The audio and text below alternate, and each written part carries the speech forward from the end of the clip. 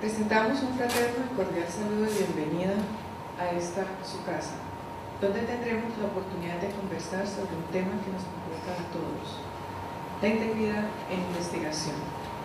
Palabras de bienvenida. Se dirigirá a ustedes Fray Leondario Gabriel Rojas, OFM, director del CIDE y presidente del Comité de Ética de la Investigación de la Universidad San Buenaventura, seccional Cali. El padre Leondario hará una breve presentación de lo que es el comité y su funcionamiento en el mismo. El desarrollo del conocimiento humanístico, científico y tecnológico y de innovación debe ser construido a partir de un ethos que fortalezca una cultura del respeto por todas las formas de vida. Debe promover hábitos que propicien una conciliación entre libertad de investigación y el cuidado del medio ambiente, así como también de los saberes tradicionales que hacen parte de la cosmovisión de los pueblos, de modo que se garantice el respeto por la diversidad biológica y sociocultural de los mismos. Teniendo en cuenta que avanzar hacia la realización responsable de la investigación requiere tanto de la evaluación científica y ética de los proyectos de investigación, como también del reconocimiento y respeto por los derechos de autor. La Universidad de San Buenaventura, seccional Cali, cuenta con un consejo de investigaciones, un comité de ética de la investigación y un comité de propiedad intelectual que en coordinación velan por la producción y el desarrollo de la investigación con altos estándares científicos y éticos. En esta ocasión les voy a hablar del Comité de Ética de la Investigación, no solo en mi calidad como presidente del mismo, sino como franciscano comprometido con la realización de los valores cristianos en la promoción y protección de la vida en todas sus formas. El Comité de Ética de la Investigación de la Universidad es creada por resolución de rectoría número A871 del 17 de noviembre de 2010, para que actúe como una instancia de asesoría, evaluación y debate en torno a los problemas éticos que surgen alrededor de las actividades de investigación que adelanta la universidad. De vida, la diversidad sociocultural, la biodiversidad, el conocimiento tradicional, los recursos genéticos y la dignidad e integridad de quienes pudieran ser afectados por los resultados de la investigación. Asimismo, debe velar porque los procedimientos y los resultados de la investigación sean veraces, coherentes y consistentes. El comité está conformado por un presidente, un secretario, un observador externo a la universidad, puede ser un representante de una población vulnerable, un representante de proyección social si es necesario, un representante por facultad y un representante de las unidades académicas que realicen investigación. El perfil de los miembros del comité corresponde a la búsqueda de personas capaces de deliberar éticamente y que estén comprometidas con los valores franciscanos y los principios que emanan de la Constitución Política de Colombia. Personas con conocimiento sobre las guías éticas internacionales y las normas nacionales e internacionales que regulan la ética de la investigación. Los miembros que conforman nuestro comité de ética son los siguientes y son representados por las facultades. Hacen parte Claudia Patricia Mendieta, Facultad de Ciencias Económicas; Jorge Antonio Durán Vanegas, Facultad de Ingenierías; Julián Humberto Arias Carmen, Facultad de Educación; Magdalena Murguerillo, representante del Consejo de Investigaciones; Lilian María Paz, Facultad de Arquitectura y Diseño; Sandra Realpe, que es la secretaria de la unidad académica y secretaria del Comité de Ética de la Investigación; Wilner Arbey Riasco Sánchez, Facultad de Psicología, y Liliana Castillo, docente de la Facultad de Derecho. Enseguida voy a dar un contexto filosófico-teológico del marco de referencia ético de la universidad. Uno de los rasgos distintivos de la escuela franciscana en su concepción del ser humano como un ser relacional ve en Francisco de Asís, que comprendió que el ser humano es un ser situado, un ser inscrito en un contexto multiforme en el que ocupa un lugar de sentido. De allí que, abro comillas, el pensamiento franciscano sobre el hombre ha escudriñado su valor ontológico, su sentido en el mundo y su relación con nosotros, con la naturaleza y con Dios. Proyecto Educativo Naturiano, página 32. Por ello se entiende que, abro comillas, el saber tiene un sentido práctico, es medio y no fin. La ciencia no es causa de sí misma, sino que está intrínsecamente orientada a la experiencia del amor y de la libertad, del mismo Proyecto Educativo Naturiano. En ese contexto, la universidad fomenta los siguientes valores humanos, cristianos y franciscanos aplicables en el ámbito de la investigación: formación en la admiración y el respeto por todas las formas de vida que contiene la naturaleza, promoción de acciones que exalten la vida, la relación armónica con la naturaleza y los derechos humanos, creación de conocimiento orientado a acrecentar nuestra experiencia de libertad, desarrollo y calidad de vida, renovación de lazos de fraternidad y justicia social. La actividad investigativa en la Universidad de San Buenaventura Seccional Cali promueve un activo compromiso con la puesta en práctica de estos valores interpretados desde el carisma franciscano, así como la responsabilidad ética, la pertinencia, la viabilidad, la articulación con la docencia y la proyección social son los criterios que orientan la investigación en la universidad a través de la producción de conocimiento realizada por las facultades, unidades académicas y programas de investigación. Asimismo, tenemos unos criterios éticos que orientan la investigación en la universidad. A continuación, enunciaré y muy brevemente qué consiste estos criterios éticos. La responsabilidad.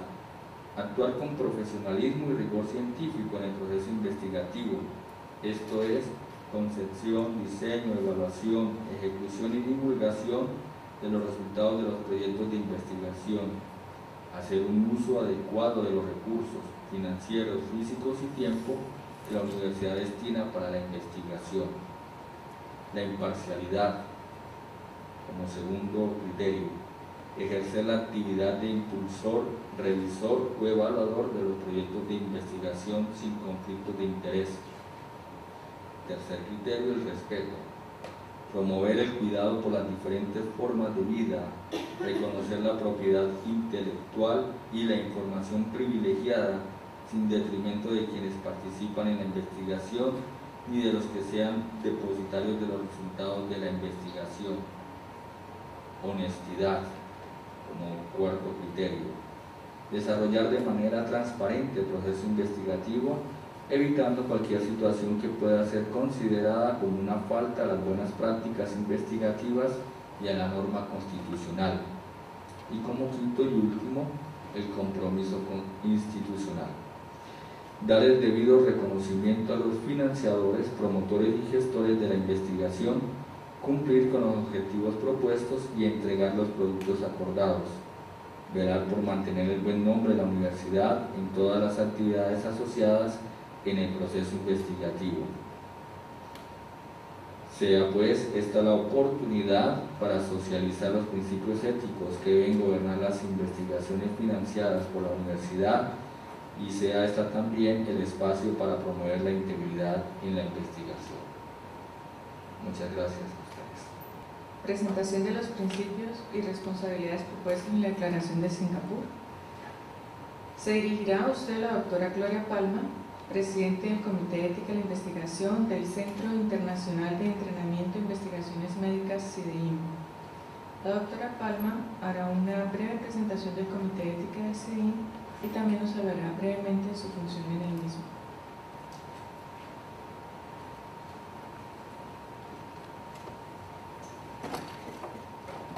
Buenas tardes a todos. Me place mucho estar aquí esta tarde. Conozco a muchos de ustedes, hay algunas caras nuevas, pero que espero nos conozcamos mucho mejor en esta y en otras oportunidades que se presenten.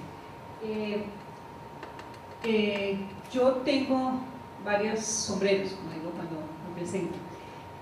Uno, que fue el que motivó esta reunión, es el hecho de que actualmente soy la presidenta del Comité de Ética del CIDEIM, que es el Centro Internacional de Entrenamiento e Investigaciones Médicas. Es una corporación de investigaciones, empezó dentro de la Universidad del Valle, luego fue Programa Especial de Conciencias, luego fue Fundación Independiente y ahora es una corporación. Y el Comité de Ética del CIDEIM existe más o menos desde el año 90, o por lo menos yo estoy asociada con ese comité desde el año 90, cuando regresé después de terminar, regresé como estudiante durante unos meses al CIDEIM.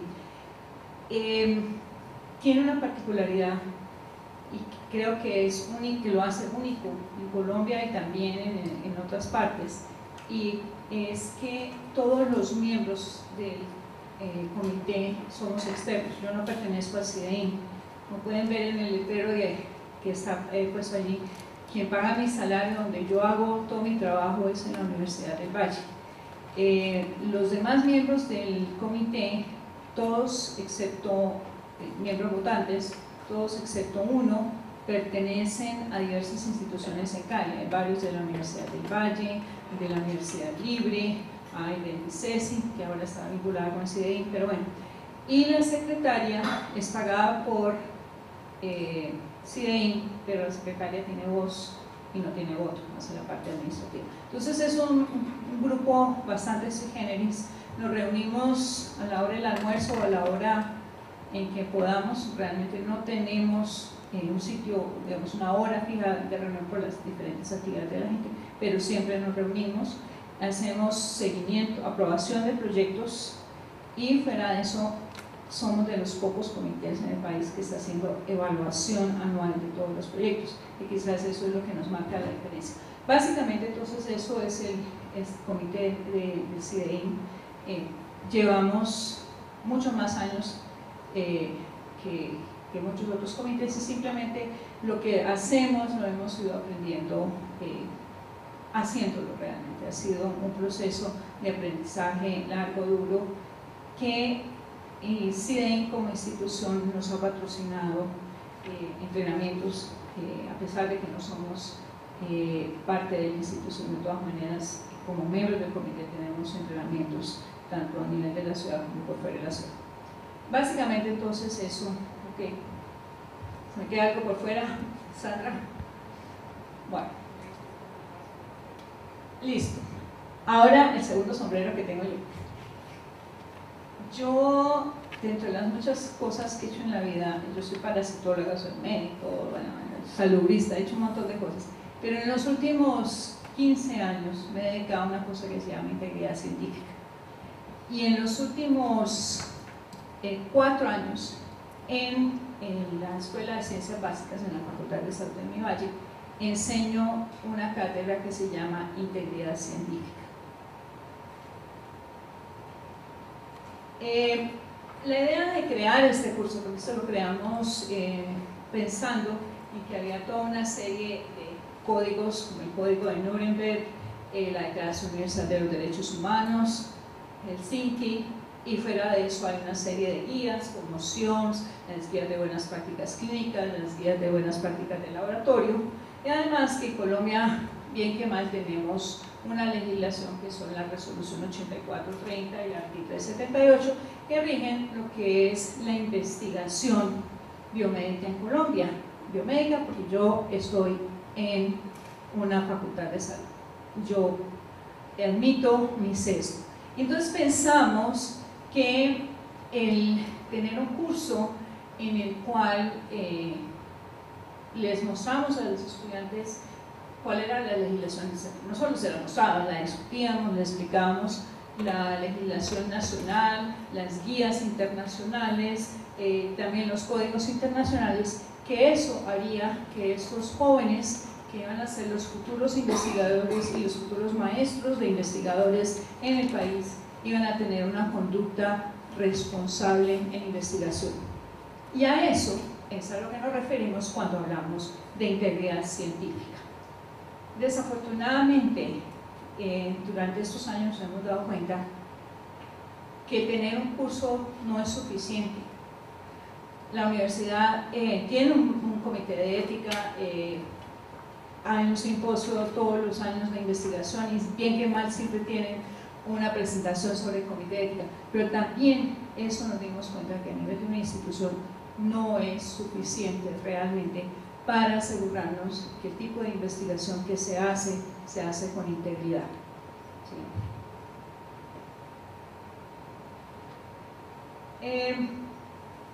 Esta es una de mis frases favoritas. Francis Macrina es un microbiólogo que al final de su carrera docente decidió dedicarse a la integridad científica, ha escrito un libro sobre integridad científica que tiene ya varias ediciones, y él dice esto, que cuando trata de definir qué es ciencia, es una forma de interpretar hechos, pero de una forma organizada, y es una búsqueda de la verdad. Entonces realmente, cuando estamos hablando de integridad científica, podría ser una redundancia, porque estamos hablando de una verdad íntegra, pero eso no sabemos si existe. Realmente, uno pensaría que los científicos, que las personas que están dedicadas a las ciencias, ya sea ciencias biomédicas, ciencias sociales, ciencias de la educación, ciencias políticas, están buscando la verdad. Entonces, las personas que buscan la verdad, obviamente, van a comportarse de una forma adecuada, de una forma íntegra. Bueno, desafortunadamente la historia ha mostrado que no es así, por eso es que empezaron a aparecer los códigos. Todos los códigos y guías que tenemos realmente son reactivos a precisamente algunas cosas mal hechas que han hecho las personas que están involucradas en la investigación. Entonces, pensamos, que estamos metidos en esto, que el hacer algunas cosas proactivas podría mejorar la situación. Aparece entonces la declaración de Singapur, que salió en septiembre del año pasado, fue publicada, realmente fue producto de una reunión que hubo, la segunda conferencia mundial sobre integridad de investigación que se llevó a cabo en julio en el 2010 en Singapur, pues eso se llama la Declaración de Singapur, y es una serie de parámetros o guías que ellos proponen que deberían seguir todo investigador, y estas guías, que es lo más importante, son aplicables a cualquier tipo de investigador, no solo a los que estamos en el área de las ciencias biomédicas, sino también a todas las otras investigaciones que vayan a involucrar seres vivos, que no es solo seres humanos, sino también que puede ser aplicable a animales. Se basa en varios principios. Bueno, tiene un preámbulo en el cual hacen claro, y se hace eco a lo que dijo el padre anteriormente, que si uno va a hacer buena investigación, para que la investigación tenga un valor, realmente tiene que partir de que se haga bien, que se haga con integridad, y en que, aunque hay diferentes formas de hacer investigación, diferentes metodologías y todo eso, lo que es cierto para cualquier tipo de investigación es que hay que hacer las cosas bien. Eso es uno de los principios fundamentales, que tiene que haber integridad, y hay una serie de principios que deben seguir quienes están metidos en investigación. Estos son el de la honestidad, que sería ser honestos, o sea, buscar la verdad en todos los campos de la investigación. la responsabilidad cuando se hace la investigación, hay que hacerla con responsabilidad, y aparecen otras cosas como lo que es cortesía profesional e imparcialidad. Fíjense que esto es la relación que tienen los investigadores con sus pares y con los estudiantes también. Entonces hay que tener ese tipo de cortesía, y si nos vamos es algo de simplemente de derechos humanos, del respeto a los demás. Y finalmente el otro principio es el de buena gestión en la investigación, es decir, que cuando se hace investigación hay que buscar es que los resultados de esta investigación vayan a ser benéficos para algún grupo en particular, no para el investigador que va a obtener una publicación y entonces va a llenarse de fama y honor, sino que el fin último de la investigación realmente es la búsqueda de la verdad y el mejoramiento de los seres humanos. Y estos principios, entonces, después de estos principios, la declaración establece 14 responsabilidades de los investigadores. No todas son de los investigadores. La primera es la integridad, que el problema con la palabra integridad es que si ustedes la buscan en el diccionario de la Real Academia, la definen, el ser íntegro, o sea, no dice nada, pero realmente integridad, como la veo yo y como la ven muchas de las personas que están en investigación, es precisamente la persona que rige sus actos de una manera honesta, siempre en busca de la verdad. Y el hecho de ser íntegros hace que los investigadores son responsables de que los datos que se generen en sus investigaciones son confiables, o sea, van a servir para algo y están mostrando ya sea la hipótesis positiva o la nula. La segunda responsabilidad de la cual habla la declaración es el cumplimiento de las normas. Presupone que en los sitios donde están trabajando los investigadores, en los países y en las instituciones, existen normas en los países y políticas en las instituciones que están relacionadas con la forma como debe cumplirse la investigación, y los investigadores no solo deben conocerlas, sino que deben cumplirlas. Tercera responsabilidad tiene que ver con los métodos de investigación que se utilizan en la investigación. Esta dice que los investigadores deben propender por utilizar la mejor metodología posible. Mejor dicho, que la investigación chambona, mal hecha, no sirve, porque no va a producir resultados que sean confiables. Y entonces, estos métodos de investigación van a ayudar a los investigadores a basar sus conclusiones y hacer un análisis crítico de esta evidencia y de esta información de la forma más honesta y interpretándolos de la forma más objetiva. La cuarta responsabilidad de los investigadores es que los investigadores deben llevar una documentación, un registro de su investigación, y estos deben ser claros y precisos, de tal forma que pueda ser verificable.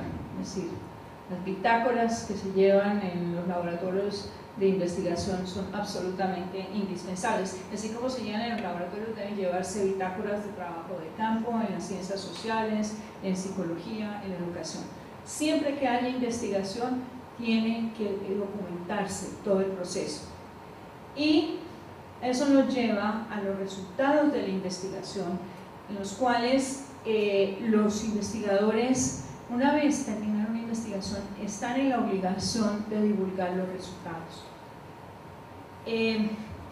La declaración no lo dice, pero desafortunadamente divulgar resultados en ciencia implica divulgarlos en medios en los cuales haya evaluación por pares. No es válido la divulgación en congresos, porque allí no hay una evaluación científica generalmente, ni la publicación de los libros que uno mismo publica, nada. Hay que presentar resultados a la comunidad en la cual uno se mueve y hacerlos y compartirlos de forma abierta y lo más pronto posible.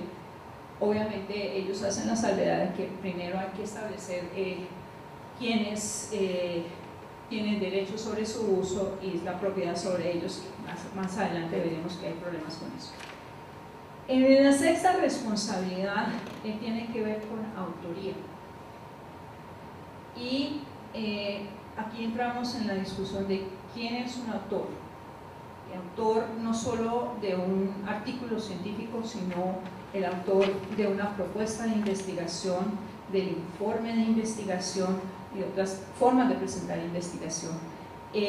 Realmente ellos no definen muy bien quién es el autor, pero sí aceptan que el autor es la persona que es responsable ante la comunidad del resultado y de la presentación del proyecto.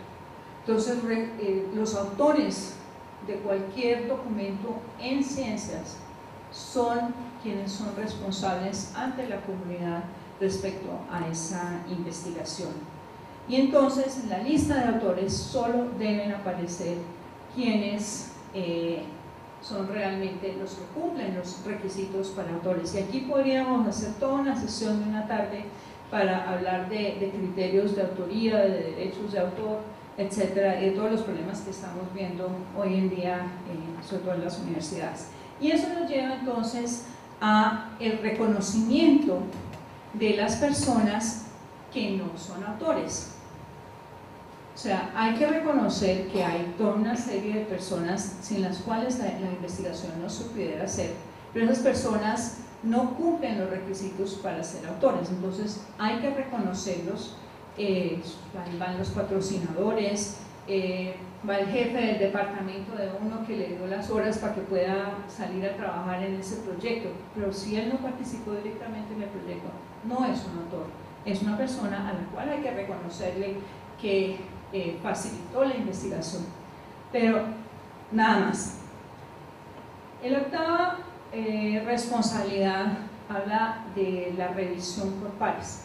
La investigación se basa en que la validez de la investigación la dan solo los pares.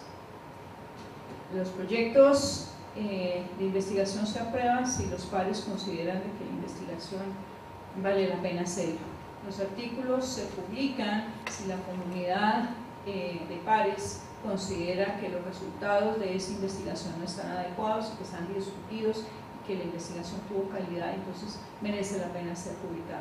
Entonces, el ser par también es una obligación de los investigadores, y entonces el ser par implica que tiene que ser riguroso, tiene que dejar a un lado o declarar sus conflictos de interés, que es el siguiente punto todavía, y ser lo más objetivo posible.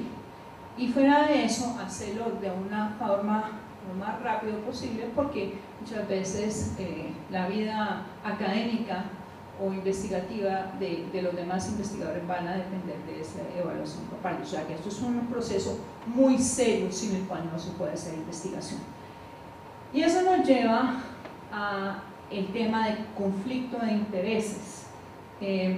A veces hablamos de conflictos de interés. Realmente el término adecuado es conflictos de intereses, porque tiene que haber más de un interés para que haya conflicto. Conflictos de intereses existen a todo nivel en la vida. Eso es algo que es inherente al ser humano.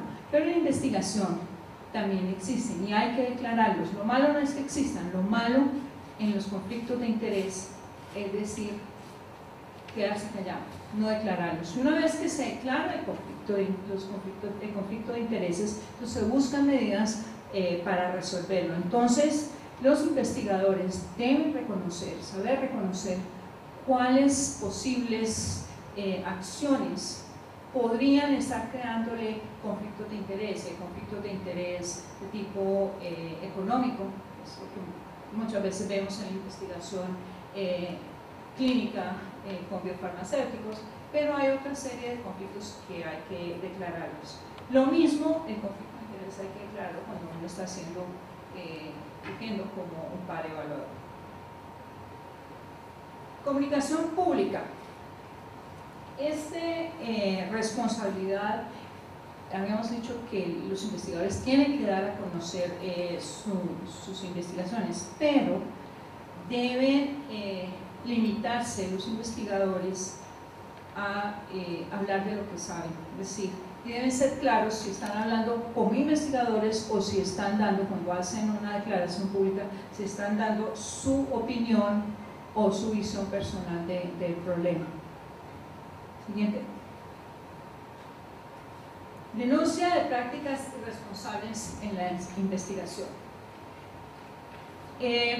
Esta responsabilidad es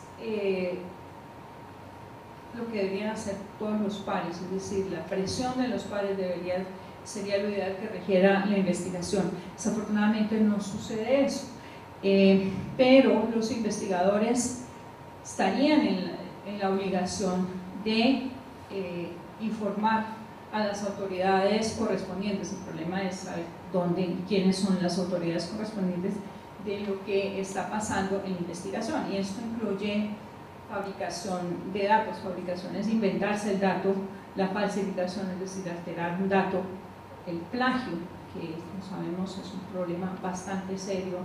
En la Universidad del Valle con los estudiantes tenemos bastante problema con eso, inclusive contra los profesores. Y con esto del acceso fácil a internet, en copiar y pegar, hace las cosas muy fáciles y entonces termina uno tomando las ideas de otra persona sin darles el crédito adecuado. La negligencia grasa cuando se hace investigación, el no hacer un listado correcto de los autores, el no dar información respecto a resultados negativos, pues es uno de los problemas grandes de que resultaron con una de las grandes farmacéuticas en los Estados Unidos. Ocultaron toda la información negativa respecto a una de las drogas que era el Vioxx, y si ellos tenían la información pero la ocultaron. Entonces eso hay que denunciar, y eso entonces fíjense que eso está en color, no pueden ver los colores, está en un color diferente. Las siguientes dos responsabilidades realmente no son competencia del investigador en sí, sino de la institución a la cual pertenece el investigador. Una de estas, la número 2, es que la institución debe darle una respuesta a las prácticas responsables. Y esto está ligado entonces a que en las instituciones en las cuales se haga investigación, la institución debe tener un ambiente y debe fomentar las prácticas de hacer buena investigación y de integridad científica. Y todo esto lo hace la institución. Fíjense que aquí no hemos mencionado para nada a los comités de ética, al cual muchos de nosotros que estamos acá estamos representando.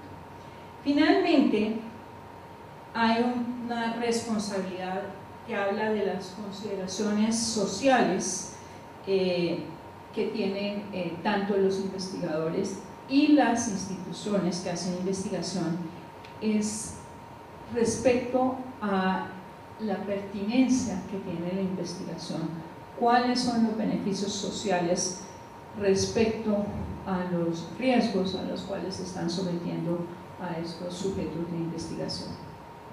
Siguiente. Bueno, eso era todo lo que les quería contar. Esto es otra de mis frases favoritas, sé que yo soy profesora hace mucho rato. Este es un profesor de matemáticas, no tiene nada que ver con ética de investigación. Siguiente.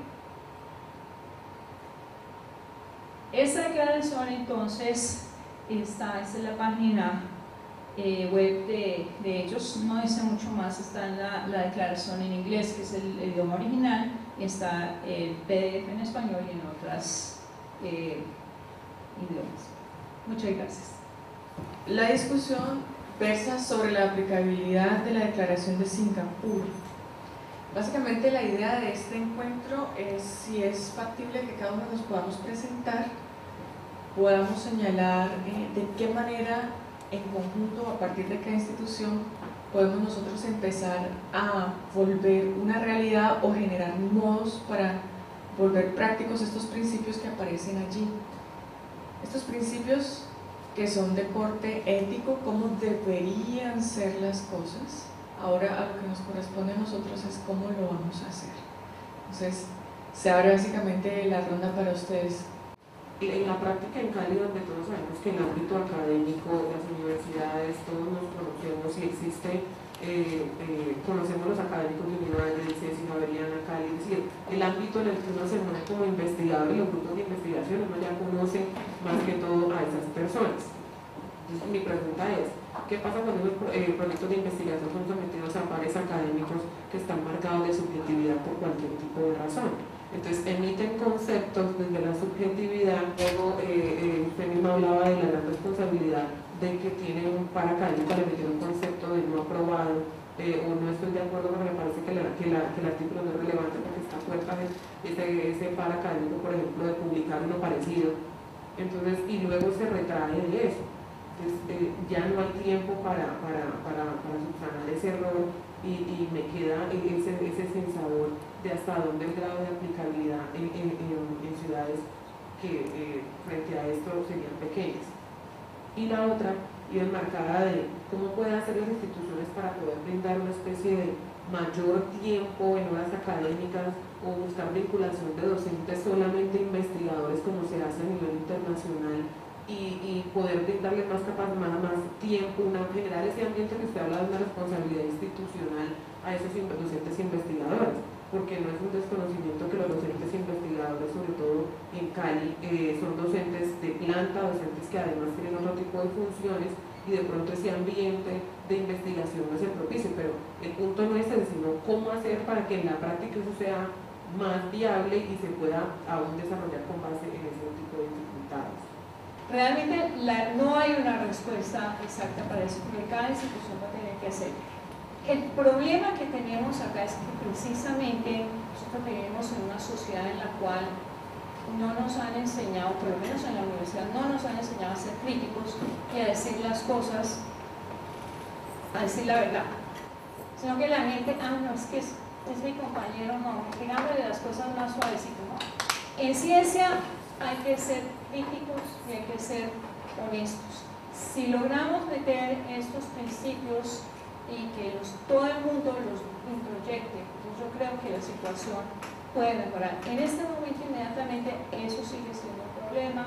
Los pares no son realmente pares, no son gente que pueda ser muy objetiva, pero eso es problema de que no les han enseñado que ellos tienen que ser objetivos. La gente no es capaz de diferenciar que una cosa es Octavio mi amigo, o aquí doctor Rosso mi amigo que lo conozco toda la vida, y otra cosa es el investigador que está en la Fundación de Benelini.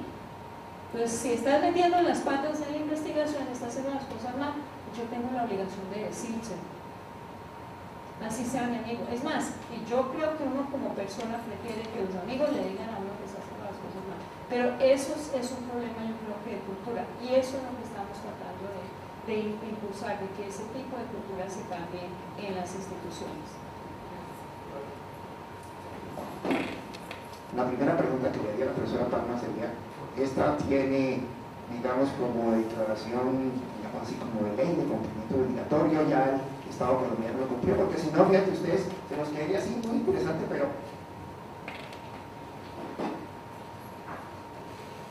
No, las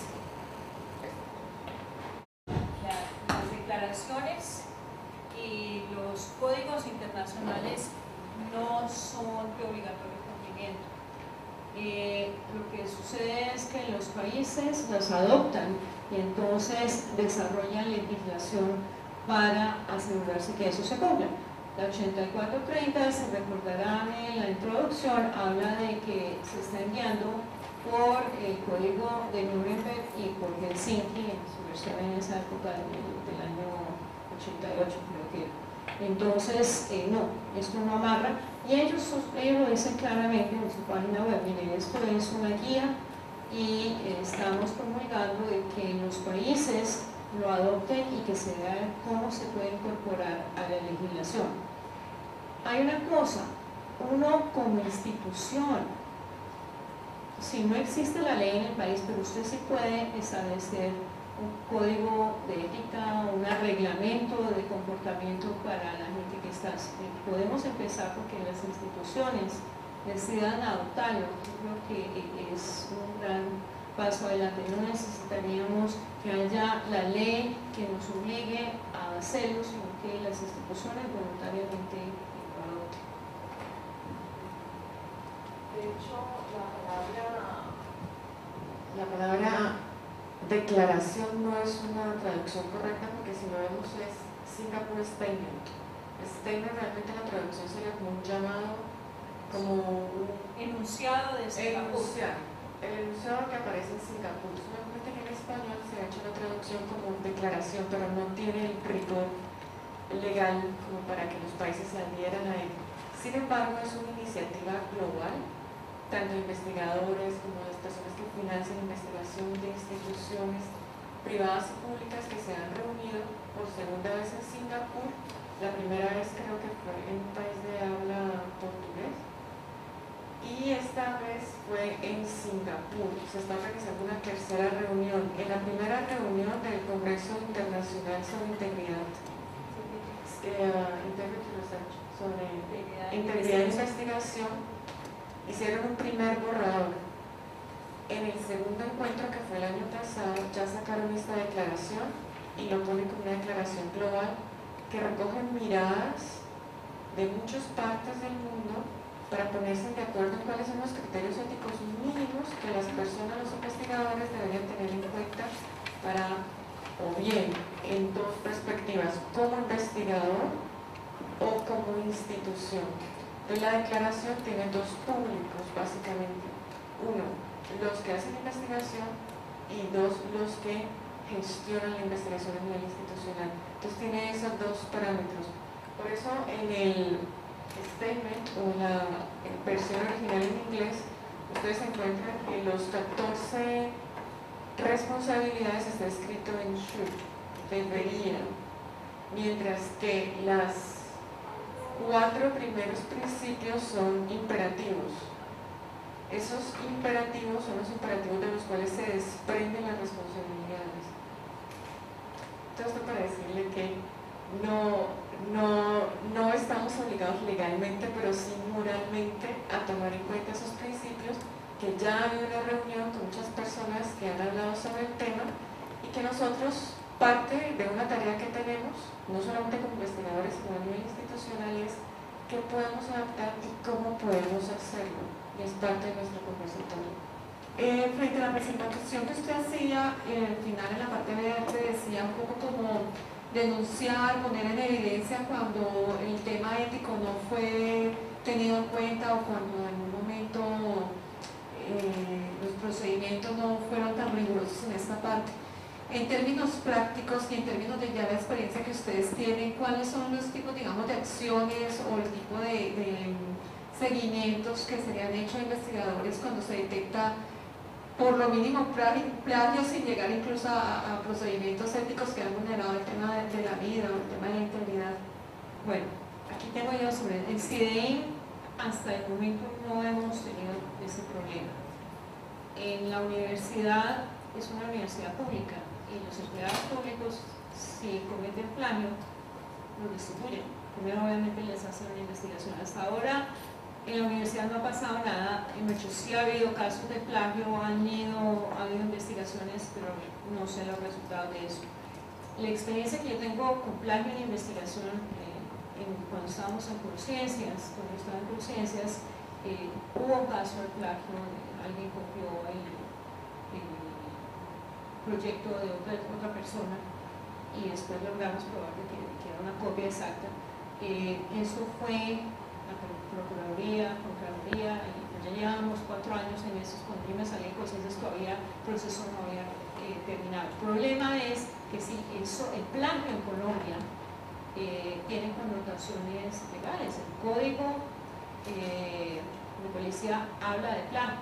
Entonces, si usted plagia, por ejemplo, una obra, un libro o un disco, lo que sea, eso tiene consecuencias. Entonces, el plagio se puede ver en Colombia a diferentes niveles. Hay acciones civiles que se pueden encargar contra eso.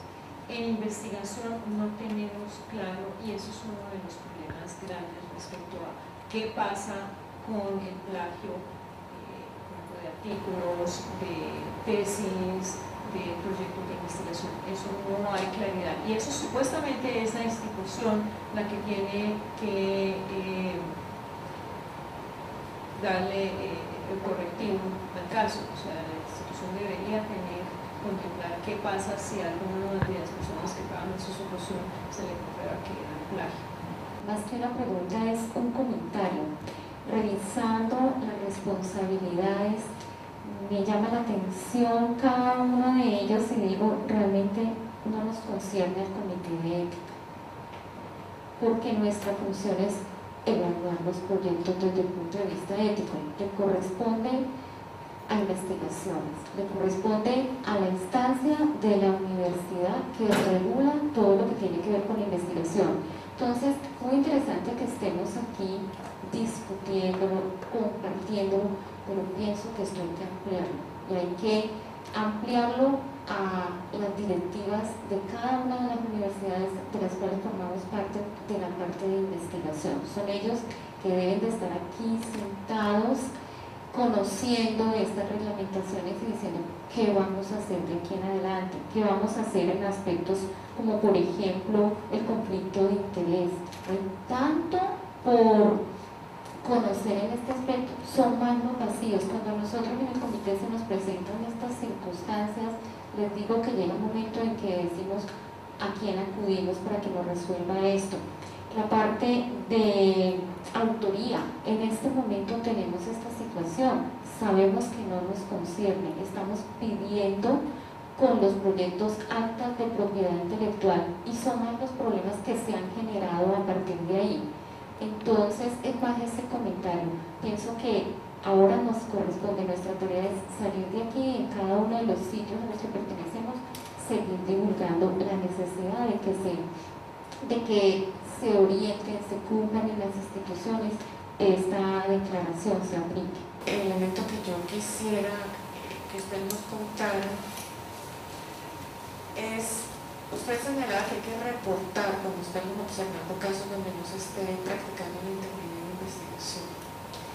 Nosotros tenemos una cultura aquí en Cali, y yo lo había mencionado de los años. Entonces, ¿por qué usted es tan santa y se mete en un tema que no le corresponde? Usted sabe qué pasa con nosotros en la ciudad o en el país. Frente a eso, cuando usted intenta ser ético en una sociedad donde el pago incluso puede ser la vida misma, cuando usted intenta hacer las cosas de manera correcta, seguir el orden, y si usted denuncia que se sale de ese orden, frente a quién lo puede hacer, cómo lo va a hacer y cuál es esa obligación que usted llama moral a que usted está apelando a los investigadores cuando estamos en un medio de una cultura donde infringir o transgredir la norma es lo cotidiano.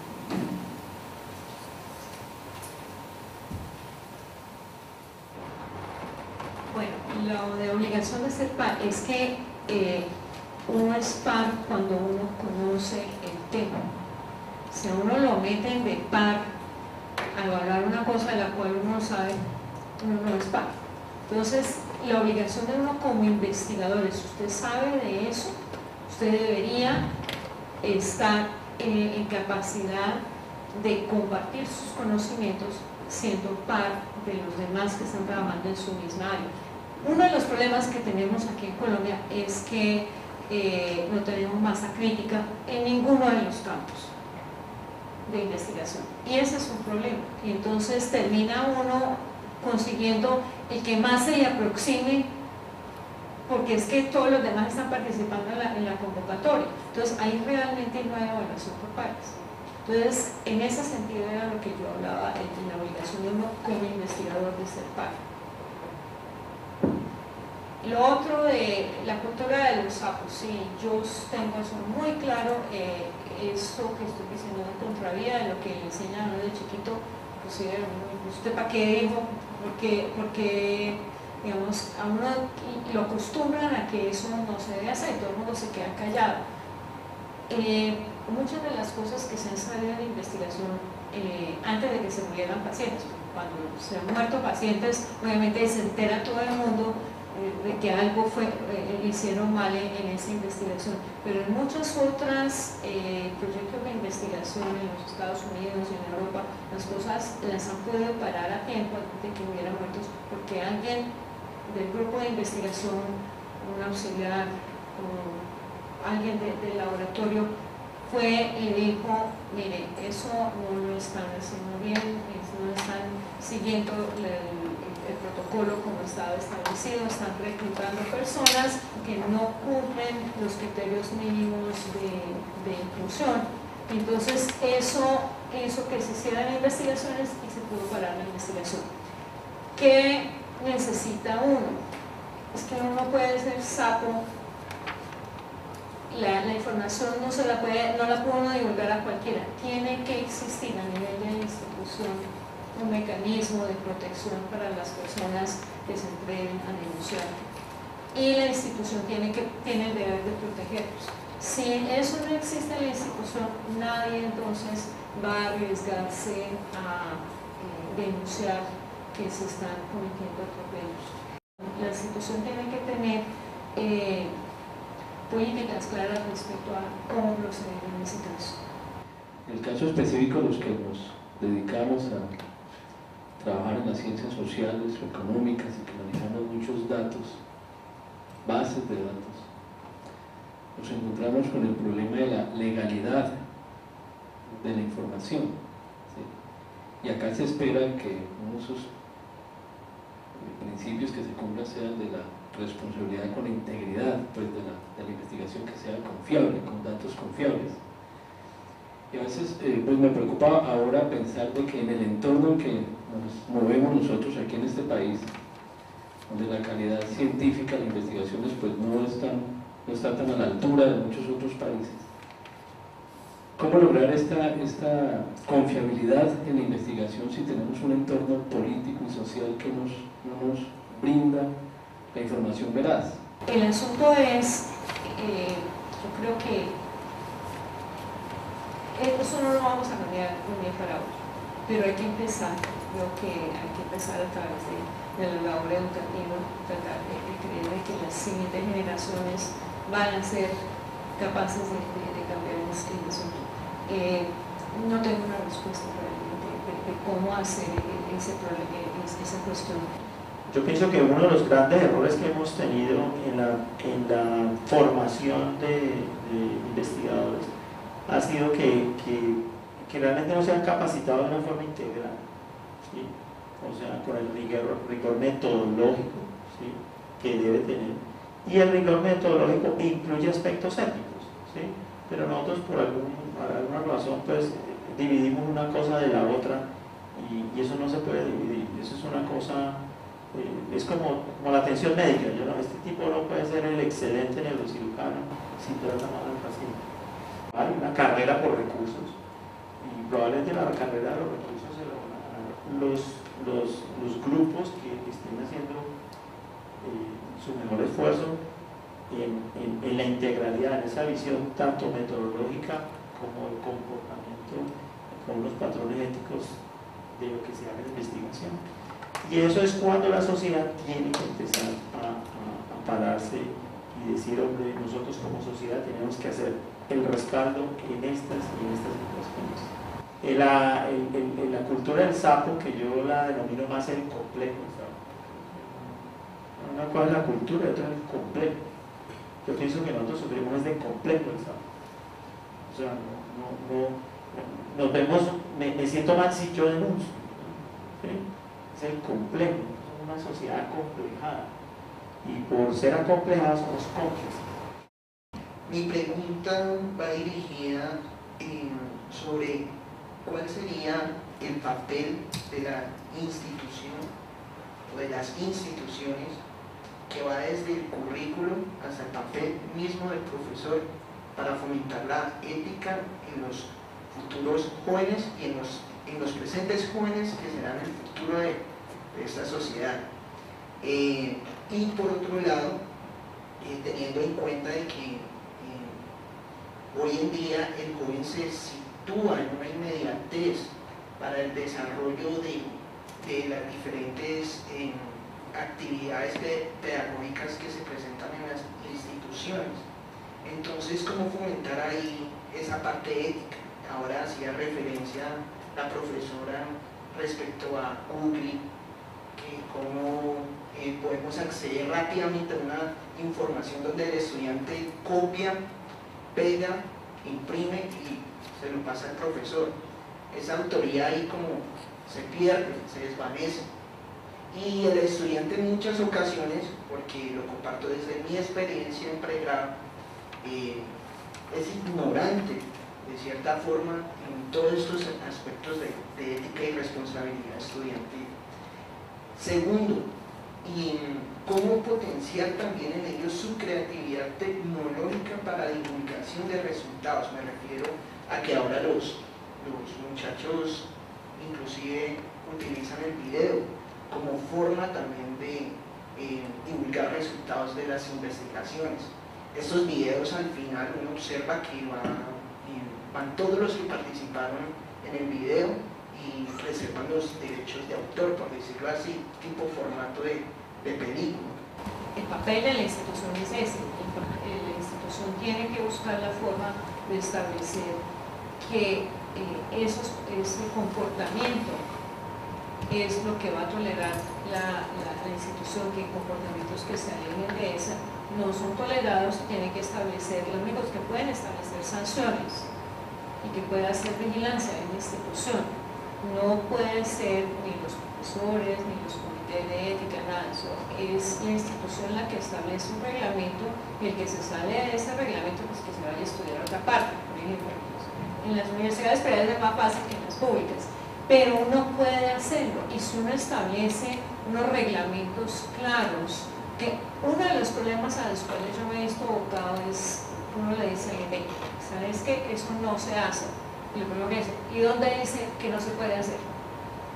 Esa es la respuesta, por lo menos a la cual yo me veo abocado en la universidad. ¿Y dónde dice que yo no puedo publicar eso? Bueno, entonces, si la institución tiene reglamentos claros y establece las sanciones, porque solo la institución puede establecer sanciones, entonces ya estamos a un paso. El asunto es, a mí estas cuestiones cognitivas no me gustan. Yo creo que es mucho mejor el crear la atmósfera de educación y que desde que entran los estudiantes a pregrado se les comience a hablar de integridad científica. Desafortunadamente, en mi universidad vienen a saber de integridad científica ya cuando son estudiantes de posgrado y en solo 2 posgrados. Yo le enseño solo a nivel de la maestría y el doctorado de ciencias básicas médicas. Tenemos más o menos 5 o 6 estudiantes por semestre. O sea que realmente el granito de arena que yo estoy poniendo es bien chirriquitico. Entonces, por eso es mi preocupación de que a nivel de la universidad exista mucho mayor conocimiento de eso, de que la gente comience a preocuparse, a pellizcarse. Y por ejemplo, este problema de plagio existe en todas las facultades, existe en todas las universidades. Y si la gente sabe que eso no se debe hacer, o que usted sí lo puede hacer, pero tiene que poner la fuente donde lo obtuvo. Porque nadie dice que esa información no la pueda usar, pero usted le tiene que dar crédito, tiene que aceptar que usted no escribió eso, que eso lo copió. O hay formas de leer cosas y aprender a interpretarlas, escribirlas en su propia palabra. Eso sí es válido, eso no es plagio, pero a los estudiantes no se les enseña eso. Entonces, si eso desde el principio se comienza, el problema es que ya cuando llegan a la universidad ya llegan con muchos rezalos. El asunto tiene que empezar desde el bachillerato. Gracias. Nos dedicamos entonces en estos últimos minutos a escuchar las conclusiones generales. Voy a hacer referencia a 2 puntos. El primero es con respecto a las responsabilidades de la Declaración de Singapur. Entonces, respecto de la integridad, en donde se manifestó que los investigadores deberían hacerse responsables de la confiabilidad de sus investigaciones. Para resaltar que el entorno político y social no ofrece datos confiables. La integridad debe ser un compromiso de todos. Esto no solo se resuelve de un día para otro. Tal vez en las próximas generaciones se hayan logrado cambios, pero debemos iniciarlo de alguna forma. En el área clínica ha habido grandes esfuerzos en cuanto a derechos de los mal llamados pacientes. Para resaltar en este punto, en los investigadores ha faltado formación en el rigor ético, no ha habido una formación integral. La educación en investigación es fundamental. De igual forma, la sociedad debe asumir un compromiso para exigir sus derechos. Nosotros estamos llamados a ser parte de esa sociedad y a respaldar las situaciones éticas que deben regir toda investigación. No podemos limitarnos a hablar de los problemas, sino que debemos empezar educando a las generaciones venideras. El último comentario respecto, no solamente debería ser a niveles superiores, a nivel de especialización en maestría y doctorado, sino que este tema debe ser parte de una formación integral y debemos impulsar este tipo de educación desde las edades más pequeñas. Respecto del cumplimiento de las normas. Los investigadores deberían tener conocimiento de las normas y políticas relacionadas con la investigación y hacerlas cumplir. Es importante aclarar que una declaración no es de obligatorio cumplimiento. Cada país adopta las normatividades que consideren pertinente de acuerdo a lo que cada declaración, cada unión de personas ponga en conocimiento de la sociedad. Si el país no adopta una normatividad, si ello no es así, cada institución debería adoptar una política de integridad científica. Seguir una declaración no es una obligación legal, pero sí debería ser una obligación moral. Y el último punto que me gustaría resaltar es el de revisión por pares. Respecto de la pregunta, ¿podrán los pares académicos en algún momento tener objetividad? Es importante aprender a ser críticos y honestos. La honestidad está conectada con la formación, con la cultura, pero más allá de eso es un complejo que muchas personas tenemos y ese complejo nos hace cómplices de la falta de ética en la sociedad. Les agradecemos muchísimo su participación, doctora Pablo, muchísimas gracias por su presentación. Esperamos que podamos empezar lazos fraternos de diálogo tanto con la Universidad del Valle, con la Fundación Valle Lili, con el CIDI, con ICESI, de otra universidad aquí. Podemos incluso extender la invitación a otras universidades que también tienen comités de éticas o centros de investigación. Un poco depende esta tarea nuestra para crear esa red o esos vínculos entre los comités. Muchísimas gracias por su participación. Agradecerles a cada uno de ustedes por su presencia, por sus aportes y pues la universidad con las puertas abiertas los recibe nuevamente y ojalá que estos encuentros se sigan dando.